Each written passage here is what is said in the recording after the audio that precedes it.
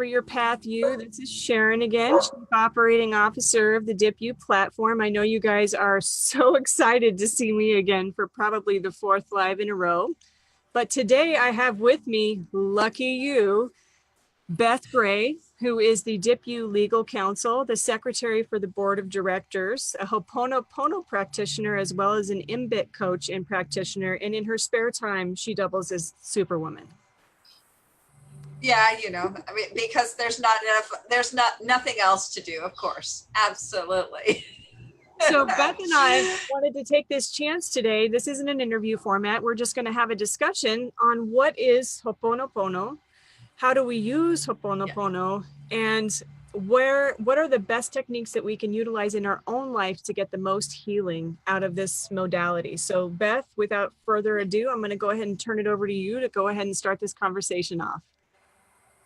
All right. So I discovered Ho'oponopono about 2.5 years ago when I was studying at Unity, and I got a plane flying over.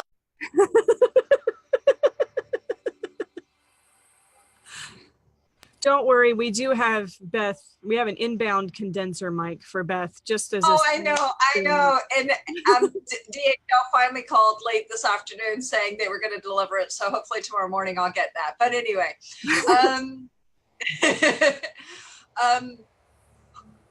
with Ho'oponopono, I was studying meditation, and I was so blessed to do a meditation course that invited us to try different meditation practices. And so they basically gave us a menu of these are, 12 or 15 different meditation practices. Please try one a week, every week while we're doing this course.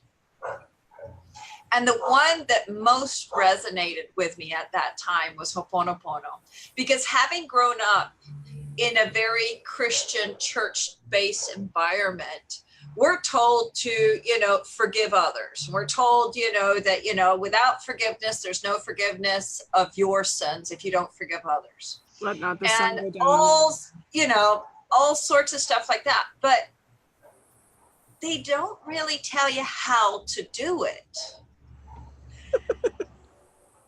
They don't. And they kind of leave you in the loop.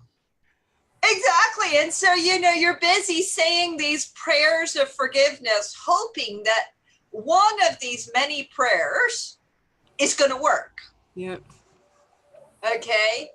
And when I did Ho'oponopono and I really started going in deep with it, and especially after I learned M-braiding, which is about your multiple brains and really getting into your body and what your feelings are, what your needs are, how you put up protective boundaries and your safety and your security and your thoughts and limiting beliefs, all that sort of stuff. Then I finally started to get an idea of, oh, okay, because Ho'oponopono is based on this idea and this premise that what I can forgive in myself, I can forgive for others, and I can clear for everyone. And it's basically that all energy is one. So whatever I do for myself, I do for everyone. Which is true. Obviously. But we didn't learn that as Christians. Lord, no, we did not. Okay. And so with Ho'oponopono and this idea of everybody is one, I then get this ability to sit there and say, well, okay, if somebody's lied to me, the place I start with is every time I've lied to somebody else. And I go within and I forgive myself. So powerful. And then, you start looking at, why did I lie? What was the need that was under the lie? What was the fear? What was the anger? What was the motivation? And you start clearing all of that energy out. And when you turn around to forgive the other person, it's like this. It's really simple It's, because we're looking at our own part in the situation. yeah. And so you start to recognize the role you played in, they lied to me to protect themselves because I made them fearful. Mm. They lied to me to protect their reputation. Oh, how many times have I not done that? And you start to go into this practice, and it becomes daily, because you want to really, in Ho'oponopono, always be with that lightness, Yeah. and so at the end of the day, I go through what is a ritual, but you don't allow it to become ritualistic. Yes. It Which is, has to be real every time. how do you work into your own practice that little caveat? Usually journaling. I So sit down before I do Ho'oponopono and I journal about my day. And then, of course, you notice any resentments that come up as you're journaling. It's like, oh, that's what I need to work on. Yep. Because otherwise, if you just go into the Ho'opono practice of, I love you, I'm sorry, please forgive me, thank you. You're just kind of vomiting stuff. Yeah, of what? Of what? So how many people And have you encountered that do Ho'oponopono where it's just the 4 statements and one and done? most people I know have only ever seen that. That's all they know about it. So they don't know the deeper layer and the deeper healing.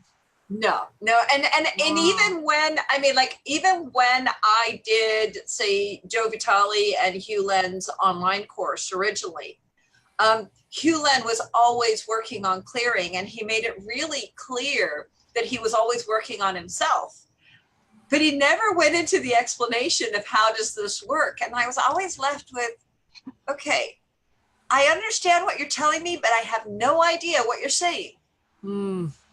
And he's a really quiet man. So Joe Vitale's doing all this talking about clearing the energy and doing this and doing that. And I'm like, yeah, well, that's all blather. And the guy that really does it and knows it is almost silent. That actually, the wisest people that I know are quiet the most. Absolutely. Absolutely. And I'm a And blabbermouth, so I'm trying to learn to close my mouth more often and listen and look at twice as much as I speak. Yeah, but it's a hard lesson, especially if I'm nervous. If I'm nervous, I'm just going to talk. I gotcha. But what I suddenly discovered in this is that there's so much that he wasn't saying. He kept saying that, for example, Hugh Len talks about having cleared out the psych unit of the criminally insane. And he says that he worked only on himself. He didn't actually work on the patients. And I'm like, okay, he worked only on himself, not on the patients. So what was it in himself that he had to identify and work on For mental patients. for a mental patient? Now, the beautiful thing about embraining, as I've come to understand, is that my thoughts and my feelings very often don't align. We talk about making a heart-led decision, or we talk about, being logical and rational and ignoring your feelings. And I can imagine how somebody could feel like they're going insane when you have this argument within yourself and almost multiple personalities, especially if you take into account that you have a gut brain, you have an autonomic nervous system, and we still haven't identified how many intelligence centers there are within your body. Wow. Now, I have a friend who talks about herself as we. Kind of disconcerting. Okay. It's true. But she has one part of herself that protects herself. And I know from membraning, that's your gut brain. Mm-hmm. The role of the gut, well, it has the immune system, which is protection, self-preservation. Our gut is also, if something comes into our body that's not supposed to be there, we either throw it up or we get diarrhea and it goes out the other end, but we get rid of that stuff. When you're nervous and stressed, your gut is what plays up, telling you the message. Something isn't right here. So with membraining, by incorporating the two, I've been able to really go down deep into all of those, the nuances of what are you clearing in energy. You're not just clearing a thought. You're not just clearing a memory. You're literally going through your energy fields and clearing that energy wherever it may be. And using your modality, not only are you clearing the energy, but you're also using your multiple brains to do it, correct? Right, correct. That's fascinating. I've done Ho'oponopono and I've been a receiver of NBIT, and just imagining those two together makes me excited. Yeah. Yeah. So for me, I look at Ho'oponopono and I'm like, there's so much that can be explained, that I feel like Hugh Len and Beth, who are probably the best known ones teaching it, they go a lot into the esoteric. They go into the blue water bottles and that sort of stuff, which is all energy stuff. They go into the box breathing, which, as you know from having been with membraining, we do a lot of balanced breathing. Okay. And so there's so many things that resonate with me between the two. Yes. But at the same time, there's no explanation as to why does this work? And more importantly, what is your daily practice? Because most people think the daily practice is simply, I love you, I'm sorry, please forgive me, thank you. But if you're only saying that, then you're only scratching the surface. And I'm not saying that worked for me at the beginning. At the beginning, that was a great way to scratch the surface. I did a lot of that at the beginning because that was all I knew of it. And I cleared everything that was on the surface. And then suddenly you realize that there's more resentment or anger or pain below that. And you haven't got there yet. Mm. And like I said, I've used a lot of journaling. I mean, one of my favorite journaling exercises, and I'm trying to remember which one of, it's actually one of the posture sites. It's not Rick Warren, but it's one of those sites. And he has a 4-step forgiveness plan. And it's really that, you know, if I forgave this person, what I want to forgive would be this. And the reason that I'm hurt or angry or whatever is this. Once I've let this go, the way I'm going to feel is this way. And so I'll choose to forgive them. And when I was starting my Ho'oponopono practice, I would use that kind of as my journal prompts. But then I'd find that I wasn't really mad at that person, usually. I was probably mad at myself for not having respected my own boundaries. Mm. And so you sit there and you go, well, wait a minute. In order to really forgive this other person, I have to forgive myself. I have to forgive myself for not standing up for myself. I have to forgive myself for not being my own hero. I have to forgive mom and dad or the teacher or the policeman or whoever failed to rescue me. Or, you know, the adults that should have seen that I was in pain. Or my friends who, you know, abandoned me when I was in pain. So, you know, you're mad at your ex because he broke up with you, and you're also mad at your friends because, you know, they didn't sustain you and hold you up, and you're mad at yourself because you're such an idiot.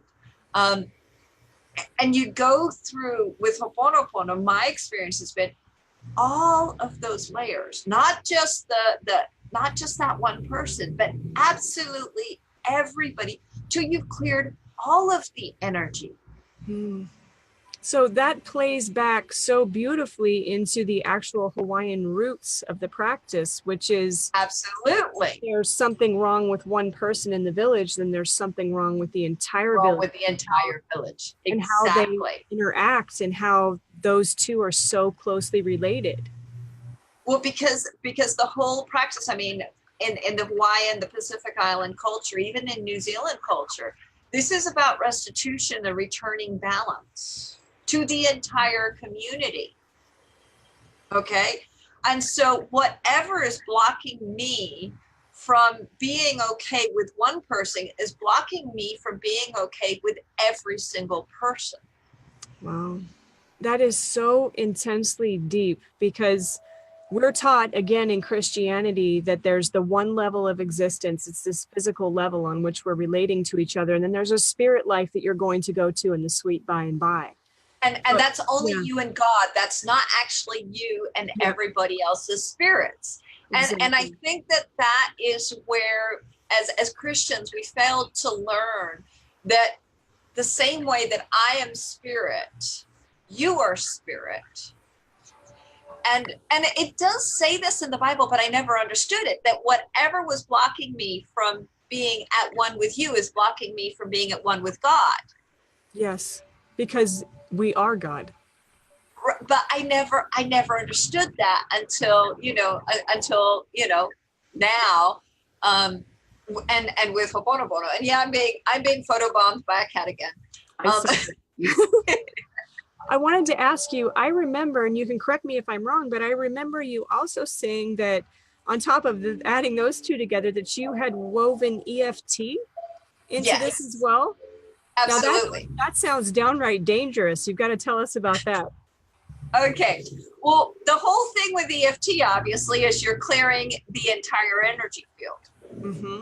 Okay. So if you wanted to talk energy wise, you might say, you're realigning your chakras or whatever. But basically with EFT, you're taking a mental state or a limiting belief, and you're working through it energetically and emotionally until it's at a place of, let's say you started off at a level 8 or 9 of this really upsets me, and you're going to bring it down with EFT to a 2 or 3. So typically I'll start even with EFT, and then go through the unbraining and the Ho'oponopono, and then I will close with EFT, because EFT has some really wonderful anchoring mechanisms in it. Now, is this for your clients or for you or for both? The way this setup that you're talking about? This would be for both. I do it for myself, but I also do it I show the clients how to do it. So so obviously, yeah. Really? Yeah. Yeah. So what do you see the course being structured as? Well, it's got to be in person live. Absolutely. And then obviously there's got to be a lot of practice pods, learning labs on this, of the way you're going into it is doing it. You're going to have experiential learning woven into it as well. Are you going to have your own community for it? Yes, that will be. Wow. So the whole idea of this is, I want to take this from being something that's head knowledge of, first, you're going to do it on yourself, but then you're going to start taking other people through it. Mm-hmm. And obviously with EFT, there's tapping points that you need to learn and everything. But once you've learned them, it's pretty standard. It's not like TFT, where TFT has, I think they call them recipes, where you've got to know for fear it's this one, but for pain it's another one. And, so would you mind saying what TFT is for those of our viewers, including me, who don't know what it is? Okay. TFT came before EFT. Okay. So EFT is emotional freedom techniques, TFT, I'm trying to remember what the T stands for, and it's gone right now. Is But it touch? basically, it'd be touch. But what it is, what it was, okay. What it is, what it be? Um, it was really specific body points. So on some of them, you'll skip one of the spots, or you'll add in extra spots. Mm-hmm. Whereas in EFT, you do all of them, and you simply go through the entire sequence. In TFT, you only do the specific ones that relate to that matter. Which one do you prefer? Well, there's another one that I learned from Graham Nichols. Sorry. Let's hear it. Which is energy EFT.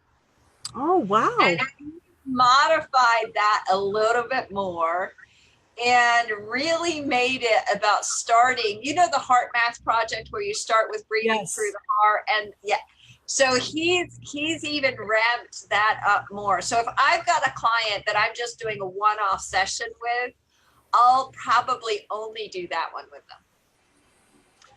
Got it. So Graham's version of Graham's version of the energy one. Sorry. Yeah. So and I really, you know, so I was like, oh my goodness. So it's beautiful because you get to learn the intricacies, because he goes through, you know, this is TFT, this is EFT, and then if you want, there's another one that he's created, which is the energy one, which is, I would say, almost more holistic, and it's very focused on your body's energy. You start with the heart, you come back to the heart, which of course, as you know, with embraining is exactly what we do. Yes. So with embraining, we start with your heart, and we're always going to bring you back and finish with your heart, which is why I love the energy EFT so much, because you're always coming back to the heart. Of course. It's all the heart. It's all the heart. Wow. That is powerful, Beth. So, I mean, for me, this is quite exciting. This must be the culmination of just years and years of study for you. I think actually it's not the study, it's the doing. Okay, the reality is I'm really good at head knowledge. I was not so good at putting it into practice and doing it in my own life. You know, I was so busy reading the books and doing the courses. And then you realize one day that, you know, I still haven't changed all that much, and I still got the same problems I had. And the reason, you know, you're struggling and you keep coming up against the same rock is because you're learning it, but you're not really learning it to a level where you're getting different results. So what you're saying is the course that you'll be teaching on the DipU platform is going to have the entirety of the course, including not only the practice and heart knowledge. Exactly. And you've done it for yourself, and talk to me about how you're changed. Wow. And on top of it, not only is that the case, but it's also an instructor who doesn't just teach it, who incorporates it and uses it in their daily life. Yeah. That's pretty powerful. And so for me, that's really, really important, because it's like, you know, I mean, yes, it's really easy to get the head knowledge. You know, the head knowledge is how many hours of classwork. That's relatively simple, you know. But to really practice it to a place where you can see it in your everyday life, and where anyone that comes to you, any client that comes to you, and you can, it's just, it flows. You don't have to think about, well, I wonder if I should. No, you just instinctively know. And I think that that's the beauty of what DipU is giving. We're going to be giving the theory classes on so much, but then we're going to have the learning labs where we just get people to come and practice it. And so, you know, it's, yeah, sure, if you just want to do the theory and learn it, fine. But if you want to come and really practice it and become that practitioner, Because head knowledge It's is not. wonderful. Head knowledge is Oh, fantastic. That's how we absolutely. grow and change. But it's when we take that that head level knowledge and integrate it into the level of our life that true change happens. Absolutely. And I think it's Dan Sullivan that says that, you're learning. I can tell that you've learned something when I see different results. Yes, different behavior, not just that you can say the right Yeah, things, but that your behavior indicates that you've changed. exactly. That's quite the that sounds like an absolutely amazing course, and I'm so happy that we got the chance to come on today and to discuss it with our viewers. Because personally, I can't think of any amount of money that I wouldn't be willing to consider to learn something that helps me completely clear out resentments and old fears and pains. And Yeah. I'm so Yeah. excited to get a chance to see what you do with that, Beth. So thank you so much for being here today. To our No, viewers, thank you. thank you so much for joining us today. We sincerely appreciate you being with us as always. We hope that you have enjoyed getting to know the illustrious Miss Beth Gray, our legal counsel, as well as secretary of the board, among 101 other titles. And Yeah. she is a fantastic lady who's going to be adding a completely new depth of heart to our instructors and to our instructor practice. So thank you, Beth, for being here with us. Thank you, viewers, for watching. And we can't wait till tomorrow morning when we have on Karen Armstrong, Yeah. who actually shares the financial responsibilities for the organization with Sarah Whalen, who you've already met. So we look forward to that. And Beth, thank you so much for being here. And we will talk to you guys later. All right. Thank you guys so much. Good night. Bye, guys.